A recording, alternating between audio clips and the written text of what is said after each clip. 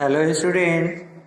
तो आज हम वीडियो के इस भाग में कक्षा 7 की हिंदी व्याकरण में आगे की भाग को पढ़ेंगे। पिछले वीडियो में एक्सप्लेन किया जा चुका है और संधि पढ़ रहे थे हम लोग। संधि में जो है वृद्धि संधि तक हम लोग पढ़ चुके थे, आपको बताया जा चुका था। आगे हम पढ़ते हैं आज यण संधि, अयादि संधि, व्यंजन और विसर्ग संधि को पढ़ना है हमको। तो यण संधि देखिए, यण संधि क्या है।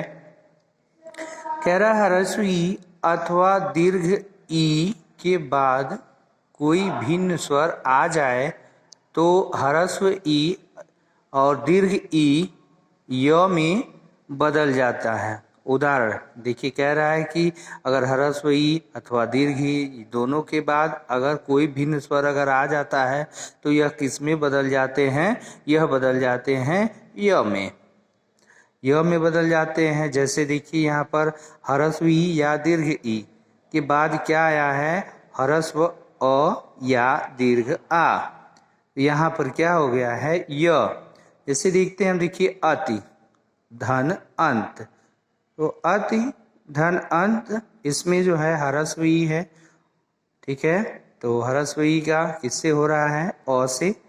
ह्रस्व ई और अ का यहाँ पे जो है मेल हो रहा है, तो यहाँ पर क्या हो जाएगा? ये बदल जाएगा, इसमें परिवर्तित हो जाएगा यह। तो अति धन अंत अत्यंत, अत्य अंत अत्यंत, आदि धन अंत आद्यांत। ठीक इसी तरीके से देखिए अभिधन आगत अव्यागत, अति धन आचार अत्याचार, यदि धन अपि, यदि धन अपि तभी वही हो गया है। तो यद्यपि और नदी धन अर्पण तो भी यह हो जाएगा नद्यर्पण, इति धनादि इत्यादि, परिधन आवरण पर्यावरण। अब देखिए यहाँ पर ह्रस्व ई दीर्घ ई के बाद जो है ह्रस्व उ या दीर्घ उ, तब भी क्या हो जाएगा? यह हो जाएगा। यानी यण संधि में जब भी इसके बाद जो है भिन्न स्वर, यानी कोई भी अब यहाँ पर उ आया है तब भी यहाँ पर भी तो कह रहा प्रतिधन उपकार। देखिए तो प्रत्युपकार, ऊपर धन उक्त उपर्युक्त, निधन ऊन न्यून, विधन उ व्यूह व्यूह। ठीक उसी प्रकार देखिए यहाँ पर ह्रस्व ई दीर्घ ई के बाद अब क्या आया है? ह्रस्व ई या दीर्घ ए, तब भी हमारा क्या हुआ है? यह ही हुआ है। यानी कह रहा है कि कभी भी जो ह्रस्व या दीर्घ ई के बाद अगर भिन्न स्वर आता है तो वह किस में बदलता है? य में। वह बदलता है य में। तो प्रतिधन एक प्रत्येक, और देवी धन ऐश्वर्य दिव्यैश्वर्य दिव्यैश्वर्य। दूसरा देखिए, दूसरा इसमें उ ह्रस्व उ अथवा दीर्घ उ के बाद यदि कोई अन्य स्वर आ जाए तो उ ह्रस्व उ या दीर्घ उ किस में बदल जाता है? व में। देखिए कि भाई आप लोग को लर्न करना होगा, ये जानना होगा। आप स्वयं से भी अध्ययन करेंगे, इसके बाद भी आप प्रैक्टिस करेंगे। कह रहा देखिए ह्रस्व उ अथवा दीर्घ उ के बाद यदि कोई अन्य स्वर, यानी यह उ के बाद जो है कोई अन्य स्वर आ जाता है तो यह ह्रस्व उ या दीर्घ उ किस में बदल जाता है? व में। इसमें व में बदल जाता है। देखिए यहाँ पर अब सु धन आगत, अब यहाँ ह्रस्व है, ह्रस्व का होगा देखिए यहाँ पर, और यह किसे? आ से आया है इसके बाद, तो स्वागत। क्योंकि कह रहा है किसके बाद चाहे यह छोटा है या बड़ा है तब भी ये क्या होगा? वह ही होगा। और यहाँ पर भी छोटा हो या बड़ा हो, उसके बाद अगर इन में से कोई आता है तो वह में ही बदलेगा। सुधनागत स्वागत, गुरु धन आकृत गुर्वाकृत, सुधन अच स्वच्छ, सुधनल स्वल्प, यानी वह हो गया है। ठीक है, अब देखिए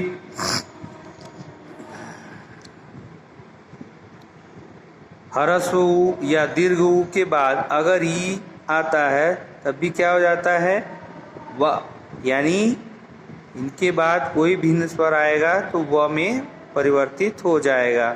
अनुधनित, अन्वित, अनुधनेषण, अन्वेषण।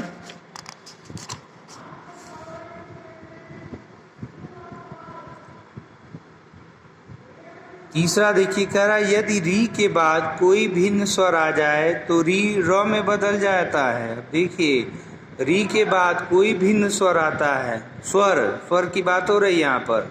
री के बाद अगर कोई भी भिन्न स्वर आता है तो किस में बदलता है, र में बदल जाता है।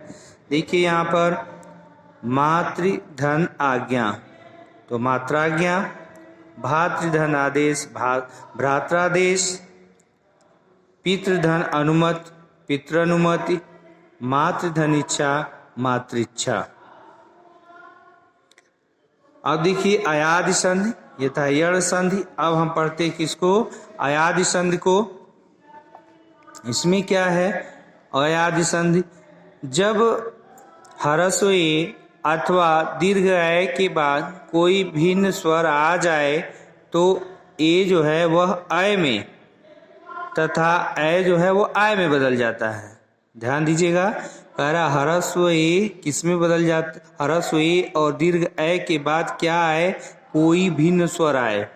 यानी इनके बाद अगर कोई भी भिन्न स्वर आता है, स्वरों में से कोई भी आता है, तो अगर ये ह्रस्व ए होगा तो किस में बदल जाएगा, यह बदल जाएगा ए में। और अगर ए हो तो ए किस में बदल जाता है, यह बदल जाएगा आय में, बदल जाते हैं। इसी प्रकार यदि ओ अथवा औ के बाद, ओ अथवा औ के बाद कोई भिन्न स्वर आ जाए तो ओ औ में तथा औ आव में बदल जाते हैं। इसे ही हम क्या कहते हैं, अयादि संधि कहते हैं। आइए देखते हैं उदाहरण इसके आगे। और ह्रस्व ए और भिन्न स्वर, यानी इसके बाद क्या है, इस संधि की बात हो रही है। देखिए संधि पढ़ रहे हैं हम लोग, तो इसके बाद भाई ध्वनियों और वर्णों का ही मेल होता है, तो इसके बाद किसका मेल हो, यानी प्रथम शब्द की अंतिम ध्वनि में ये आए और दूसरे शब्द की प्रथम ध्वनि में क्या आए, कोई भिन्न स्वर आ जाए। कोई भिन्न स्वर आ जाए तो क्या हो जाएगा, ए हो जाएगा। तो देखिए ने धन अन ए है और अ आ गया, तब के क्या हो गया, ए हो गया। तो यहाँ पर क्या हो जाएगा, नयन हो जाएगा। ठीक उसी प्रकार से धन अन शयन हो जाएगा। ए धन भिन्न स्वर आय, ठीक है, यहाँ रस था, यहाँ दीर्घ ए आएगा। जैसा कि आप जानते ये था तो भिन्न स्वर आया तो अय हुआ, और अय है यानी दीर्घ अय है। इसके बाद कोई भिन्न स्वर आएगा तो क्या हो जाएगा, वह आय में बदल जाएगा। देखिए गय धनक क्या हो जाएगा, गायक हो जाएगा। भाई अय और अय और अ क्या हो जाएगा, गायक हो जाएगा। और लय धनक लायक हो जाएगा, और नय धनक नायक होगा, और गय धनन गायन होगा। अब देखिए ओ भिन्न स्वर तो अ हो जाएगा, तो भोधनन भवन हो जाएगा, और पोधनन पवन हो जाएगा। औ के बाद अब भिन्न स्वर, जैसा कि आपने ऊपर पढ़ा है कि ओ है तो औ और औ है तो आओ। तो यहाँ पर जो है पौधनक पावक होगा, भौधनुक भावुक होगा, और पौधनन पावन होगा, नौधन एक नाविक होगा। तो यहाँ पे जो है आपका ये स्वर संधि कंप्लीट हो गया। इसके 5 जो है भेद को भी हम लोगों ने पढ़ा है। अब आगे हम पढ़ते हैं किसको, व्यंजन संधि को। व्यंजन संधि में क्या है, देखिए व्यंजन संधि यानी व्यंजन का मेल, अभी स्वरों का मेल हम जान रहे थे, अब व्यंजन का मेल। किसी व्यंजन के बाद कोई व्यंजन या स्वर आने पर, किसी व्यंजन के बाद कोई व्यंजन या स्वर, यानी पहला जो क्या है व्यंजन और दूसरे में व्यंजन हो या स्वर आने पर जो परिवर्तन होता है उसे व्यंजन संधि कहते हैं। अर्थात हम व्यंजन संधि किसे कहते हैं, यानी व्यंजन के बाद कोई भी आए, चाहे व्यंजन हो या स्वर हो, तो वहां पर व्यंजन संधि होगी। कैसे भाई, प्रथम शब्द की जो अंतिम ध्वनि है, अगर वह व्यंजन है तो उसके बाद चाहे स्वर आए या व्यंजन आए, वह व्यंजन संधि ही होगी। जैसे तत् धन लीन और तल्लीन, वाक धन ईश, वागीश। भाई ये अपने के ही तीसरे में बदल जाता है। आगे की कक्षा में आप और इसको विस्तार से पढ़ेंगे। पंचमाक्षर के जो होते हैं वो अपने वर्ग के ही तीसरे अक्षर में जो है बदल जाते हैं। तो वा क, तो ये ग हो जाएगा, क ख ग तीसरे में बदलेगा, तो वागीश क्या हो जाएगा, वागीश। तत् धन अनुसार, यहाँ पर त थ द देखिए तीसरे में कन्वर्ट हो रहा, तद अनुसार। सत धन जन, सज्जन। उत धन नति, उन्नति। और खड़ धन मास, खंडमास। दिक धन दर्शन, दिग्दर्शन। जगत धन अम्बा, जगदम्बा। तत् धनमय, तन्मय। ठीक है, उस प्रकार से देखिए यहाँ पर जगत धन ईश, जगदीश है। वाग धन दान, वागदान। खड धन आनंद, खडानंद। दिक धन अंबर, दिगंबर। विपत धन जाल, विपत जाल। दिक धन गज, दिग्गज। सत धन गत, सदगत। वाक धन में, वाग्मय। और उत धन हार, उद्धार। विसर्ग संधि, विसर्ग संधि में देखिए, विसर्ग के बाद कोई स्वर अथवा व्यंजन आने पर जो परिवर्तन आता है उसे विसर्ग संधि कहते हैं। उदाहरण देखिए इसका हम लोग, निह धन बल, निर्बल। और नी धन मल, निर्मल। और नी धन धन, निर्धन। और नी धन तेज, निस्तेज। और नी धन संकोच, निसंकोच। दुह धन परिणाम, दुष्परिणाम। और दुह धन कर्म, दुष्कर्म। और निह धन काम, निष्काम। यानी जब भी ये विसर्ग देखे और आगे के जो है तो विसर्ग संधि होगा। ठीक है, जो विकार उत्पन्न होगा उसे ही हम विसर्ग संधि कहेंगे। और निह धन संकोच, निसंकोच। नी धन जन, निर्जन। नी धन रस, नीरस। नी धन तार, निस्तार। और नी धन फल, निष्फल। और दुह धन साहस, दुस्साहस। और नी धन चल, निश्चल। और मन धन ताप, मनस्ताप। इस प्रकार से हम जो है संधि आप की जो है ये चैप्टर ये पूरा हो गया। संधि को हम लोगों ने जान लिया। देखिए क्या कह रहा है, यदि विसर्ग से पहले अ हो और विसर्ग का मेल क व के साथ हो तो विसर्ग में कोई परिवर्तन नहीं होता। यह विशेष है, ध्यान रखिएगा हमेशा कि यदि विसर्ग से पहले अ हो और विसर्ग का मेल क या व के साथ हो तो विसर्ग में कोई परिवर्तन नहीं होता। देखिए आइए हम जानते हैं कि अब तक जो है इस चैप्टर में हमने क्या सीखा। एक बार रिपीट कर लेते हैं उसको हम। देखिए, दो वर्णों के मेल को संधि कहते हैं, जैसा कि हमने पढ़ा है।